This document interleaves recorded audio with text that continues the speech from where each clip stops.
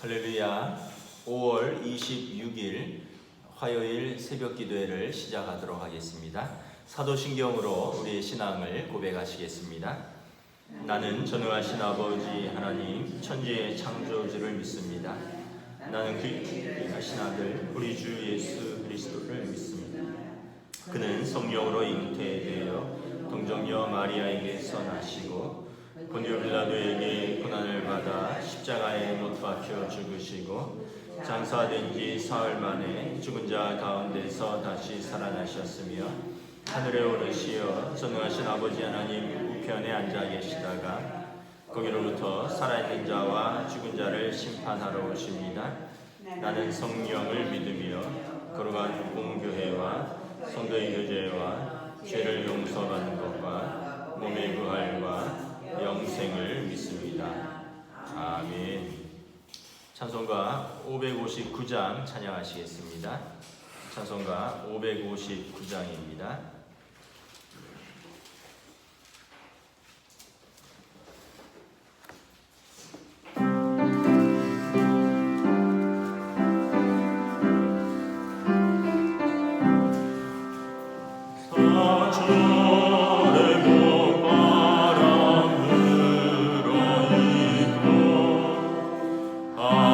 하나님 아버지 오셨으니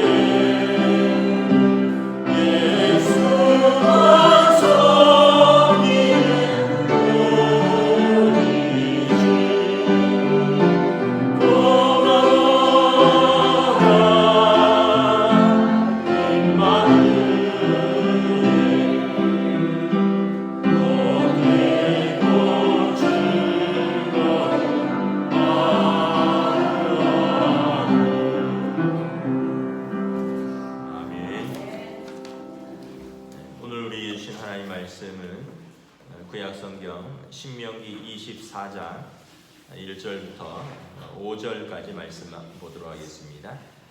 신명기 24장 1절부터 5절까지 말씀 보도록 하겠습니다.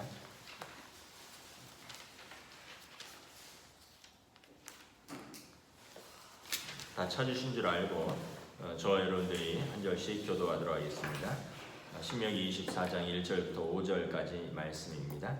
사람이 아내를 맞이하여 데려온 후에 그에게 수치되는 일이 있음을 발견하고 그를 기뻐하지 아니하면 이혼 증서를 써서 그의 손에 주고 그를 자기 집에서 내보낼 것이요, 그 여자는 그의 집에서 나가서 다른 사람의 아내가 되려니와 그의 둘째 남편도 그를 미워하여 이혼 증서를 써서 그의 손에 주고 그를 자기 집에서 내보냈거나 또는 그를 아내로 맞이한 둘째 남편이 죽었다 하자 그 여자는 이미 몸을 더럽혔은즉 그를 내보낸 전 남편이 그를 다시 아내로 맞이하지 말지니 이 일은 여호와 앞에 가증한 것이라. 너는 내 하나님 여호와께서 내게 기업으로 주시는 땅을 범죄하게 하지 말지니라. 5절 함께 있습니다. 사람이 새로이 아내를 맞이하였으면 그를 군대로 내보내지 말 것이요, 아무 직무도 그에게 맡기지 말 것이며 그는 1년 동안 한가하게 집에 있으면서 그가 맞이한 아내를 즐겁게 할지니라. 아멘. 신명기 22장에서 25장은 일상생활에서의 어떤 행동과 율법에 대해서 말씀하고 있습니다. 오늘은 아내의 권리를 보장하고 결혼을 신성시하라라는 제목으로 말씀을 전하도록 하겠습니다. 1절부터 4절은 아내의 보호에 대한 내용입니다.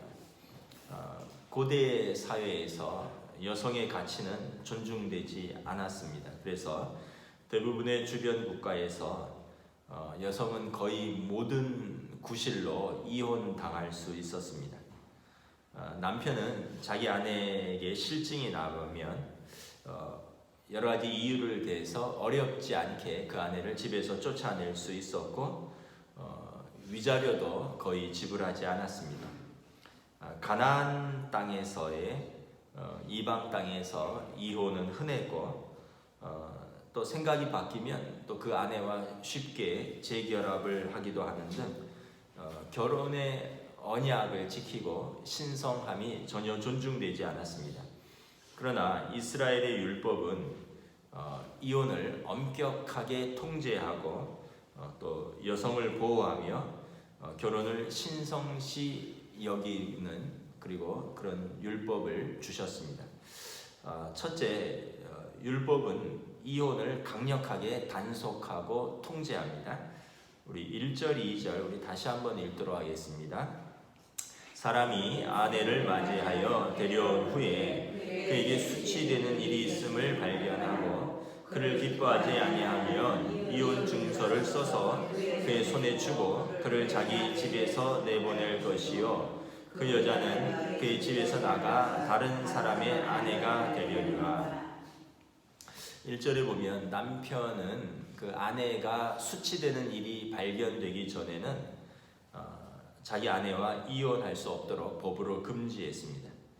아내의 수치되는 일이 우리가 생각할 때 아내의 부정, 간음이라고 생각할 수 있는데 학자들은 그것이 아니라고 말합니다. 왜냐하면 간음은 그 당시에 사형에 해당하는 벌이었지 이혼에 해당하는 벌이 아닙니다. 그래서 이 남편이 볼 때 아내에게 수치되는 일은 간음이라기보다는 가정생활에서 남편이 보기에 매우 부적절한 행동이라고 생각하면 이혼이 가능하다는 것입니다. 아까도 말씀드렸지만 간음은 사형에 해당하는 죄입니다. 당시에는 이렇게 무분별하고 무정하고 변덕스러운 남편 때문에 아내가 쫓겨나는 일이 허다했습니다. 예를 들면 남편이 더 이상 아내에게 관심이 없다거나 아니면 다른 여성에게 관심이 생기면 여러 가지 이유를 대어서 쉽게 쫓아낼 수 있었던 것입니다. 이것이 지금으로부터 4,000년 전 율법인데 여러분 오래 갈 필요도 없이 지금부터 몇백 년 전에 조선 시대만 해도 칠거지약이라는 것이 있었습니다. 아내를 쫓아낼 수 있는 7가지 죄악이라는 뜻이죠. 뭐가 있는가 찾아보니까 시부모에게 순종하지 않는 것, 자식을 낳지 못하는 것, 행실이 음탕한 것, 질투하는 것, 나쁜 병이 있는 것, 말이 많은 것, 도둑질을 하는 것. 여러분 그러면 요즘은 다 쫓겨나야 됩니다. 행실이 음탕하고 도둑질을 하는 것은 좀 법적인 것이지만 여러분 시부모에게 순종하지 않고 자식을 낳지 못하고 질투하고 병이 있고 말이 많다라고 쫓아낸다면 조선시대에도 여러분 대단히 하나님의 율법에 미치지 못하는 그런 사회였다는 것을 볼 수가 있는 거죠. 하지만 이스라엘의 율법은 당시의 이혼 습관을 강력하게 단속하고 통제했습니다. 복음서에서 예수님께서는 이 본문에 대해서 언급을 하셨습니다. 그래서 이 본문에 이혼을 허락하셨지만 이것은 인간의 마음의 완악함 때문이다라고 말씀을 합니다. 그래서 1절에 보면 수치되는 일이 있으면 이혼 증서를 써서 주고 이혼을 할 수 있도록 허락을 한 것입니다. 그렇지 않으면 증서도 써주지 않고 내쫓는다면 아내가 누명을 쓰고 다시 재혼할 길이 없기 때문에 그렇습니다. 그래서 이 두 번째 이 이혼 규정의 율법은 또 쫓겨난 아내를 보호하는 것이기도 합니다. 여러분 1절에 보면 남자가 자신의 결혼 생활을 끝내기로 마음을 정했을 때 아내에게 이혼 증서를 써서 주라라고 말합니다.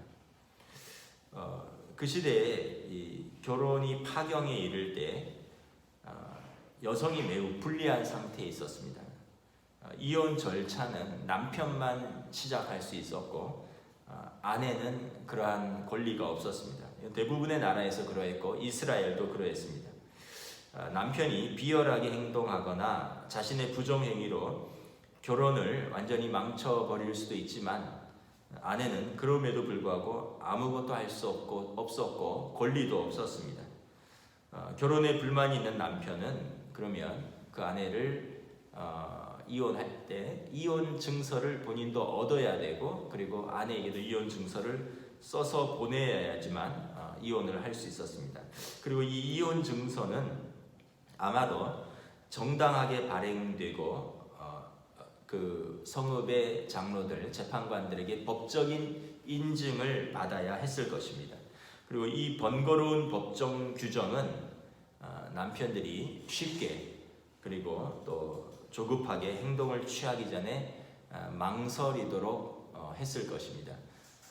그냥 이런 규정이 없으면 그냥 쉽게 쫓아낼 수도 있지만 이런 규정이 있기 때문에 또 교회 그 성읍의 장로들, 지도자들을 찾아가서 구구절절히 설명을 해야 되고 또 어떤 법적인 그런 증서를 얻어야 되고 이것이 남편에게 있어서 매우 번거로운 일이고 또 자신의 명예에 손상이 될 수도 있기 때문에 그래서 또 쉽게 하지 못하도록 하는 효과도 있는 것입니다. 요즘도 이혼 절차를 시작하면 무슨 숙려 기간인가 그런 것이 있죠.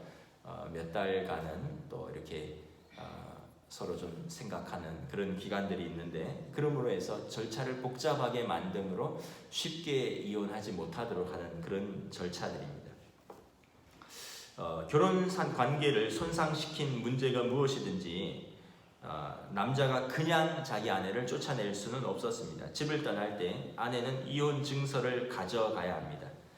이혼 증서가 있어야지 그녀는 재혼할 수 있고 이혼 증서에 의해서 허용된 근거 외에 다른 근거로 집에서 쫓겨나지 않았다는 것을 입증하기 위한 서류입니다. 그래서 아까 수치되는 일이라는 것이 그 남편 입장에서 볼 때 수치되는 일이지 이것이 간음이라든가 이런 부정행위는 아니라고 했습니다. 만일 이러한 법적 보호가 없이 그냥 쫓겨난 여성은 쉽게 중상모략의 희생자가 될 수 있었습니다. 악한 남편과 그의 친구들이 그녀를 간음죄로 모함하고 고소함으로 그녀의 목숨을 위태롭게 할 수도 있었기 때문에 그렇습니다. 그래서 이혼 증서에 그녀의 수치되는 일이 무엇인가를 명확하게 기록하여 그리고 이혼함으로써 그녀도 재혼할 수 있는 길을 열어주고 그리고 다른 어떤 모함을 피할 수 있도록 법적인 제도를 마련한 것입니다. 세 번째는 결혼을 신성시하고 지키라라는 율법입니다. 3절, 4절 우리 함께 읽도록 하겠습니다. 시작. 그의 둘째 남편도 그를 미워하여 이혼 증서를 써서 그의 손에 주고 그를 자기 집에서 내보냈거니와 또는 그를 아내로 맞이한 둘째 남편이 죽었다 하자 그 여자는 이미 몸을 더럽혔은즉 그를 내보낸 전 남편이 그를 다시 아내로 맞이하지 말지니 이 일은 여호와 앞에 가증한 것이라. 너는 내 하나님 여호와께서 내게 기업으로 주시는 땅을 범죄하게 하지 말지니라.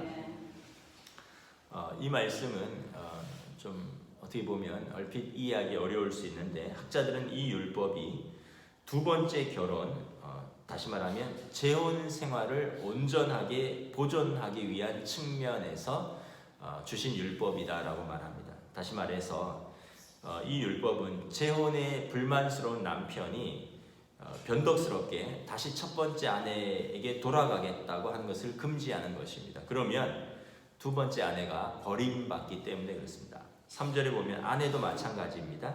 그녀의 두 번째 남편이 이혼 증서를 주어서 그녀를 내보내거나 아니면 그의 두 번째 남편이 죽었다 해도 그녀가 첫 번째 남편과 다시 결혼하는 것을 금지하는 것입니다. 그렇게 하면 그 남편의 재혼한 아내가 쫓겨나기 때문에 그렇습니다. 그러니까 이 율법은 재혼한 가정을 보호하기 위해서 쉽게 다시 재결합하지 못하도록 하는 것입니다. 4절에 보면 이러한 행위들 하나님 앞에서 가증한 것이다 라고 말합니다. 결혼 생활은 부부가 평생을 기쁨과 고난도 함께하는 언약입니다. 남편이나 아내가 어떤 기분과 또 조건에 따라서 자기 마음대로 언약을 파기하기도 하고 새롭게 바꿀 수도 있다라고 생각하는 것은 하나님 앞에서 옳지 않은 일이라는 것을 깨달아야 합니다. 1세기의 유대 사회, 즉 예수님 당시의 이스라엘 사회도 결혼에 대해서 굉장히 느슨했습니다. 남편이 아내의 외모를 좋아하지 않는다는 이유로 또 혹은 아내가 남편의 음식을 태웠다는 이유로 이혼당할 수 있었습니다. 그러니까 이 신명기 율법에 의하면 이것은 남편이 볼 때 수치가 되는 일입니다. 여러분 결혼해서 살다 보면 아내가 나이 들면 외모의 매력이 떨어지죠. 여러분 결혼해서 뭐 항상 요리를 그냥 할 수 있나요? 하다 보면 탈 수도 있고 덜 익을 수도 있는 거죠. 그러면 이 남편은 평소 아내가 마음에 들지 않았기 때문에 이러한 이유로 이혼할 수 있었습니다. 이것이 예수님 당시 유대 사회의 그런 관행이었습니다. 간음에 대해서도 아내의 외도는 간음죄가 성립되었지만 남편의 외도는 묵인되었습니다. 이에 예수님께서 산상수훈에서 신명기 율법을 언급하면서 남편은 아내를 사소하고 경박한 이유로 이혼할 수 없다라고 가르치셨습니다. 예수님은 모세의 율법에 대한 당시 바리새인들의 해석을 완전히 새로운 차원에서 격상시키셨습니다. 마태복음 5장 31절 32절에 또 일러스되 누구든지 아내를 버리려거든 이혼 증서를 줄 것이라 하였으나 이것은 신명기 율법입니다. 나는 너희에게 이르노니 누구든지 음행한 이유 없이 아내를 버리면 이는 그로 간음하게 하며 또 누구든지 버림받은 여자에게 장가드는 자도 간음함이니라. 예수님은 이 수치되는 일을 간음이라는 배우자의 부정으로 아주 엄격하게 못 박았던 것입니다. 마가복음 10장 2절에서 9절에서도 보면 예수님은 이혼 문제로 자신을 시험하려고 나아온 몇몇 율법사들에게 이 율법의 정신에 대해서 가르치셨습니다. 2절에 보면 마가복음 10장에 보면 바리새인들이 예수께 나와 그를 시험하여 묻되 사람이 아내를 버리는 것이 옳으니까 대답하여 이르시되 모세가 어떻게 너희에게 명하였느냐 이르되 모세는 이혼 증서를 써주어 버리기를 허락하였나이다. 예수께서 그들에게 이르시되 너희 마음이 완악함으로 말미암아 이 명령을 기록하였거니와 창조 때로부터 사람을 남자와 여자로 지으셨으니 이러므로 사람이 그 부모를 떠나서 그 둘이 한 몸이 될지니라. 이러한즉 이제 둘이 아니요 한 몸이니 이러므로 하나님이 짝지어 주신 것을 사람이 나누지 못할지니라. 예수님은 신명기의 율법은 너희들의 완악함 때문에 이혼 증서를 써주고 이혼을 허락하였지만 하나님께서 결혼에 대한 목적은 아무도 두 사람을 떼어내지 못하도록 하는 것이 원래 하나님의 목적이다라고 말씀을 합니다. 한 몸이 된 그들의 연합은 지속되어야 되고 오로지 배우자의 부정, 음행한 연고로만 이혼은 허용될 수 있다라고 말씀하시므로 예수님은 신명기 율법을 훨씬 더 엄격하게 제한하셨습니다. 예수님은 결혼을 신성함과 도덕적 책임 그리고 영원한 언약이라고 가르치신 것입니다. 마지막으로 이 신혼 부부에 대한 보호, 결혼의 특권과 책임에 대한 율법입니다. 5절 봉독하도록 하겠습니다. 시작. 사람이 새로이 아내를 맞이하였으면 그를 군대로 내보내지 말 것이요 아무 직무도 그에게 맡기지 말 것이며 그는 1년 동안 한가하게 집에 있으면서 그가 맞이한 아내를 즐겁게 할지니라. 신혼의 남편을 군대에 1년 동안은 징집하지 말라는 것입니다. 하나님께서는 결혼을 보존하고 행복한 가정을 확립하는 데 관심이 있으십니다. 신혼의 남편을 군대에 내보내면 결혼 생활의 안정을 위협할 수 있습니다. 그래서 1년 동안은 군복무의 책임에서 면제되며 그리고 부부관계에서 최선을 다하여 그 취한 아내를 즐겁게 해야 합니다. 좀 재미있는 표현인데 5절 하반절에 보면 1년 동안 한가하게 집에 있으면서 그러니까 너무 바쁘게 하면 이 아내와의 그 허니문 생활이죠. 신혼 생활이 이제 즐겁지 못하니까 시간을 내어서 그 취한 아내를 최선을 다해서 즐겁게 해야 한다는 것입니다. 이 율법은 젊은 신부가 일찍 과부가 되지 않도록 보호하는 것이기도 합니다. 남편이 결혼한 지 몇 주 되지 않아서 징집되어서 전쟁터에 나가서 만약 전쟁에서 전사라도 한다면 자기 아내를 그리고 아직 태어나지 않았을 그 아이를 뱃속에 있을 아이 유복자라 그러죠. 곤경에 빠지게 되고 나아가서 평생을 그 아내와 아이는 경제적 빈궁에 빠질 수 있기 때문에 그렇습니다. 제가 군 생활할 때 저희 그 장교 훈련은 이제 넉 달을 받는데 나이들이 좀 많은 사람들이 대부분입니다. 일단은 대학을 졸업을 해야 되고 저희 내무반에 4명이 훈련을 갔는데 그 중에 1명이 28살 된 저는 25세 갔는데 28살 늦게 왔습니다. 대학을 졸업하고 대학원을 졸업하고 행정고시를 패스하느라고 늦게 군에 왔습니다. 결혼을 했고 어린 딸이 1명이 있었습니다. 이제 막 돌 지난 딸이. 근데 여러분 군 훈련이 매우 고되거든요.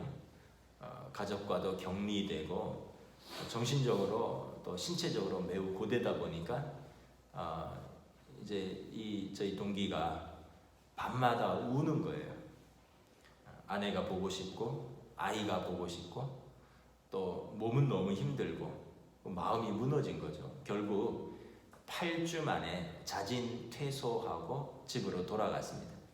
자진 퇴소한다는 얘기는 나중에 병사로 입대하겠다는 겁니다. 그러니까 이 훈련을 못 견딘 거죠. 제가 그걸 보면서 결혼을 하면 이것이 안전장치도 되지만 특별히 이 군생활에서는 굉장히 힘들구나 하는 걸 깨달았습니다. 오늘 본문에 보면 그 얘기입니다. 결혼한 남편이 전쟁터에 나오면 어찌 걱정이 되고 마음이 그곳에 있어서 싸움에 전쟁을 할 수 있겠습니까? 또 아내도 마찬가지죠. 남편을 떠나보내고 또 어쩌면 아이가 있거나 이러면 혼자서 남편 없이 어찌 살겠습니까? 그래서 하나님께서는 만 1년 동안은 군 생활에서 면제하고 가정 생활에 집중할 수 있도록 아예 율법으로 정해 놓으신 것입니다. 말씀을 정리하도록 하겠습니다. 오늘 본문은 아내를 보호하기 위한 그런 남편의 규정, 그 시대의 그런 율법이지만 요즘은 꼭 그렇지만도 않습니다. 여러분 부부가 상호간의 언약을 지켜야 합니다. 아내들도 남편의 권리를 보호하고 인정해야 합니다. 또 남편들은 그 아내를 더 연약한 그릇이요 또 영원한 구원의 동반자로 알고 귀히 여겨야 하는 것입니다. 사랑의 감정은 쉽지만 사랑의 언약을 지키는 것은 어렵습니다. 여러분 그래서 언약을 지키는 것이 가치 있는 것입니다.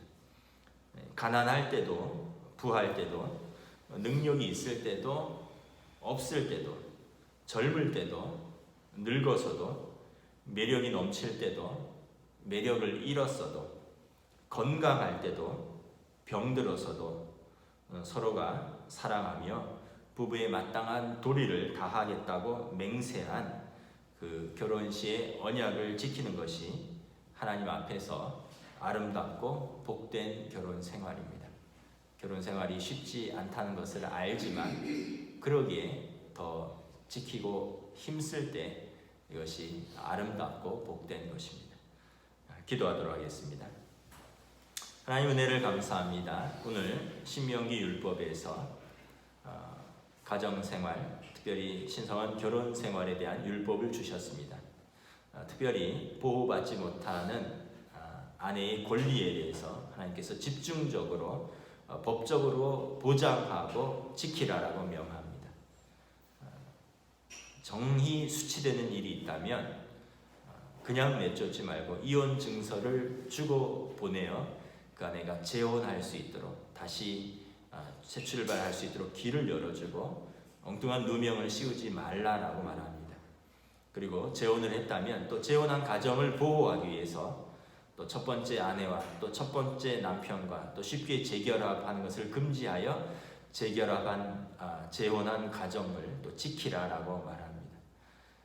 무엇보다 하나님께서는 그 당시에 여인들, 아내들의 권리에 대해서, 약자의 권리에 대해서 또 하나님이 제정하신 그 결혼 생활에 대해서 남편들이 힘써서 지켜야 한다. 강자들이, 힘이 센 사람들이, 경제적 능력이 있는 사람들이 더 힘써서 지켜야 한다라고 말씀을 하고 있습니다. 더불어서 신혼생활에 있어서도 하나님께서 그 가정을 보호하기 위해서 사회가, 공동체가 이 신혼가정을 보호하기 위한 제도를 마련하라라고 말씀을 하십니다. 오늘 이 시대에 다시 한번 우리 가정을 돌아봅니다.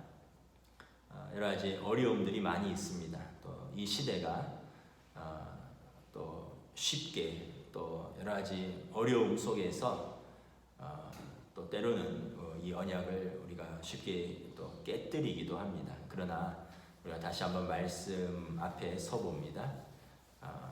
언약은 어렵게 지킬 때 이것이 언약입니다.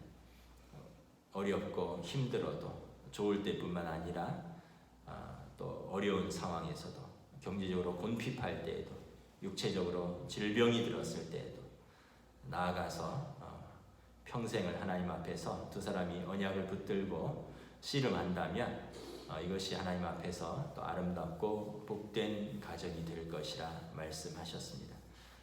또 우리의 가정과 또 우리 자녀들의 가정을 위해서 기도하는 또 5월 가정의 달로 또 우리 성령님 인도하여 주시옵소서. 감사를 드리오며 우리 주 예수 그리스도의 이름으로 기도드리옵나이다. 아멘.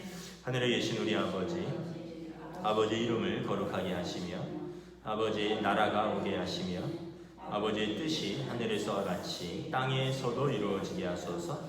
오늘 우리에게 일용할 양식을 주시고 우리가 우리에게 잘못한 사람을 용서하여 준 것 같이 우리 죄를 용서하여 주시고 우리를 시험에 빠지지 않게 하시고 악에서 구하소서. 나라와 권능과 영광이 영원히 아버지의 것입니다. 아멘.